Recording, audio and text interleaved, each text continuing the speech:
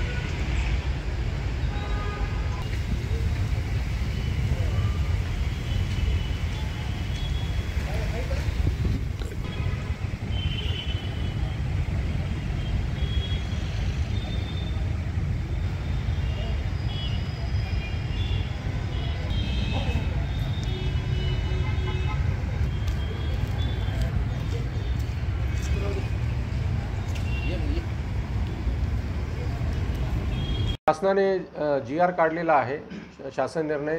त्यामध्ये जे किरकोळ स्वरूपाचे गुन्हे जे आहेत, आंदोलनाचे गुन्हे आहेत, तर ते गुन्हे मागे घेण्यासाठी काही प्रक्रिया सांगण्यात आलेली आहे. त्या प्रक्रियेप्रमाणे आम्ही आत्तापर्यंत 36 गुन्हे जे आहेत ते मागे घेण्याचा प्रस्ताव माननीय न्यायालयाला सादर केलेला आहे. आणि त्यामध्ये प्रामुख्याने रास्ता रोकोचे गुन्हे आहेत किंवा ज्याच्यामध्ये काही नुकसान नाही झालेलं ते, आणि प्लस ज्याच्यामध्ये 5 लाखापेक्षा कमी नुकसान आहे अशा गुन्हे मागे घेण्याचा प्रस्ताव न्यायालयापुढे ठेवलेला आहे. त्यामध्ये तरतूद ज्याच्यामध्ये नुकसान आहे ते नुकसान आरोपींकडनं वसूल करण्याची जबाबदारी पण टाकलेली आहे. आणि ते जर आरोपी देणार असेल तरच ते गुन्हे मागे होऊ शकतात.